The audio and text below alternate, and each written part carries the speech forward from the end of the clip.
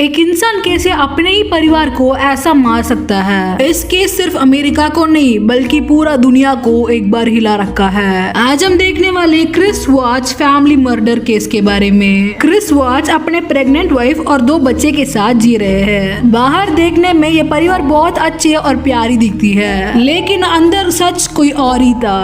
अगस्त 14, 2018 Chris की wife Shannon का friend Shannon को फोन लगा रही है, लेकिन एक दिन से ज्यादा हो गए शैनन के बारे में कुछ नहीं पता। चिंता होकर शैनन के परिवार पुलिस कंप्लेंट दे रहे हैं। अगर क्रिस से पूछे तो मेरे वाइफ में से झगड़ा कर चली गई। पहली बार जब पुलिस क्रिस को इन्वेस्टिगेट किए थे वो बहुत चिंतित थे, और जब इन्वेस्टिगेशन गहरी गई तब उसका असली रूप बाहर निकला। जैसा उसका उत्तर सब प्रिपेयर्ड था, बहुत ही काम, शक्ल में कोई इमोशन नहीं था। क्रिस का स्टेटमेंट और इन्वेस्टिगेशन कोई मैच नहीं हुआ, और जब गहरी इन्वेस्टिगेशन के बाद क्रिस सच्चाई बोल दिया, और ये सच्चाई दुनिया को हिला दिया। जब पूरा परिवार गायब हो गया तब ये इंसान बहुत कामली पुलिस इन्वेस्टिगेशन दे रहे थे, और यहाँ से ही क्रिस के ऊपर होने वाला डाउट मजबूर हुआ। इनके उत्तर और पुलिस इन्वेस्टिगेशन कोई मैच नहीं कर रहा, और काम की जगह क्रिस का एक अफेयर भी था। क्रिस और उनके वाइफ के बीच इतना अच्छा रिश्ता नहीं गया।